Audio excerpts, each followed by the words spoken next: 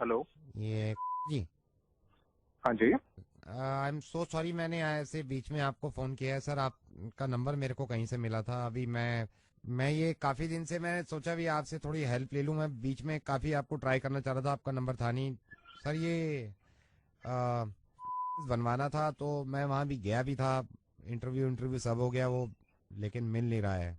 भाई साहब, पहले तो आपको मेरा नंबर कहाँ से मिला? नहीं और आपका अगर नहीं, आपको मेरा नंबर दिया किसने? आई एम सॉरी और सर। अगर और इसमें मैं क्या करूंगा?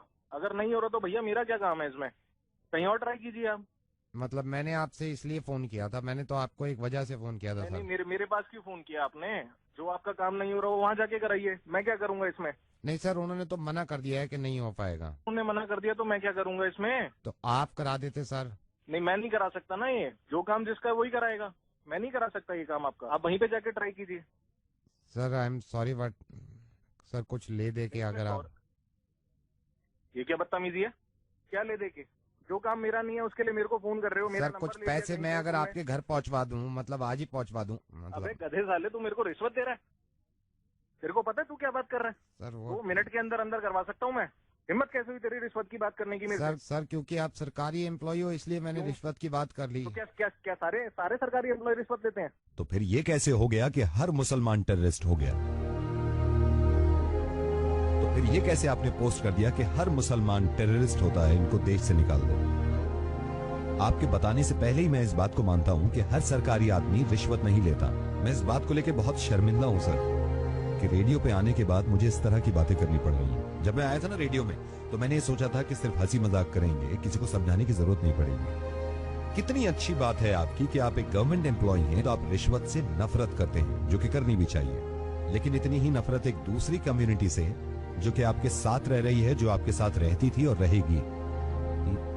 साहब, मैं रेडियो मिर्ची से नवीद बोल रहा हूं, और मुझे लगा कि मैं इस तरह आपको समझाऊंगा तो शायद आपकी समझ में आ जाए।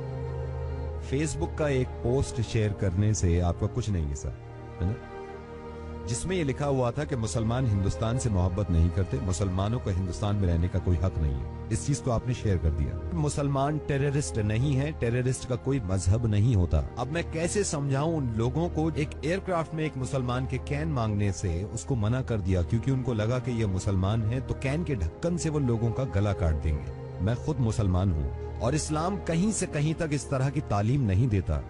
मैं आपको सही बताऊं, इस्लाम गले काटने की नहीं, गले मिलाने की बात करता है। बल्कि किसी भी मजहब में एक दूसरे से नफरत करना और एक दूसरे को मारना, ये कभी नहीं बताया जाता। हिंदू, मुस्लिम, क्रिश्चियन, बुद्धिस्ट के घर घर जाके नहीं कह सकता मैं कि एक दूसरे से मोहब्बत कर लीजिए। और उन लोगों से भी मेरी नाराजगी है जो मुसलमान होके हिंदुओं से नफरत करते हैं और इस बात को बढ़ावा देते हैं कि हिंदुओं से नफरत करो, उनसे नाता खत्म कर दो। सिर्फ आपको यह बताना चाह रहा हूं कि एक मुसलमान को जान से मार देने में भी इतनी ही तकलीफ होती है उस इंसान को जो मरता है, और एक हिंदू को मार देने से इतनी ही तकलीफ होती है इस इंसान को जो कोई मारता है। इतना अच्छा काम करते हैं, इतनी अच्छी सोच रखते हैं कि रिश्वत ना किसी से लेंगे और ना ही किसी को देंगे। और मुझे मालूम है ये फेसबुक पे जो आग उगल रही है आजकल, ये पता नहीं कहां से शुरुआत हुई है, और हम सिर्फ पुश करते हैं इस बातों को। जरा सोचिए, अगर आपको इस बात का अंदाजा हो भी गया कि आपने गलती करी, तो आप जिम्मेदार हैं उन 150 लोगों के जिन्होंने ये जाके शेयर किया है। और अब आपकी जिम्मेदारी बनती है कि हर किसी को जाके बताएं कि नहीं, मुसलमान गलत नहीं होते, मुसलमान साथ में रहते हैं, मुसलमान एक दूसरे से मोहब्बत करना जानते हैं। अगर हमारे मुल्क में या दुनिया में कहीं भी कोई इंसान कोई गलत काम करता है, तो उसके बाद फिर ये नहीं देखना चाहिए कि ये हिंदू है, मुसलमान है, ईसाई है, बुद्धिस्ट है। उसकी सजा एक इंसान के तौर पे उसको मिलनी चाहिए कि ये काम इसने गलत किया है।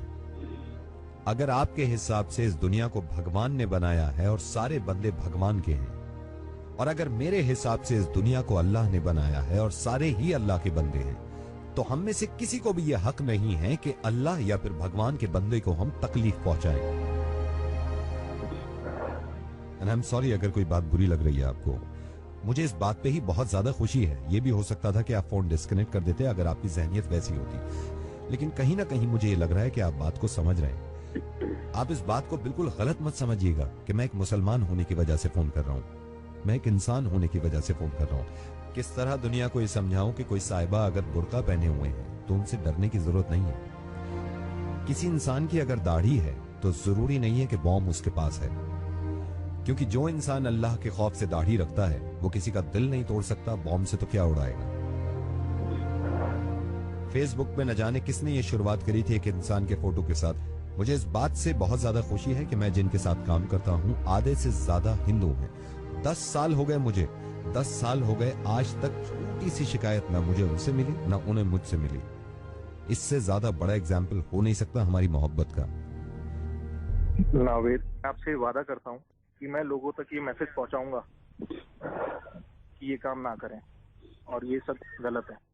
बहुत बहुत शुक्रिया, धन्यवाद, थैंक यू सो मच। अब मैं आपसे कुछ कहना चाहता हूँ जो सुन रहे हैं। एक दूसरे से इतनी नफरतें करने के बाद मुझे तो यही अंदाजा हुआ कि कोई हिंदू, कोई मुस्लिम, कोई ईसाई है। क्या सबने इंसान ना होने की कसम खाई है? प्लीज इंसान बन के रहें।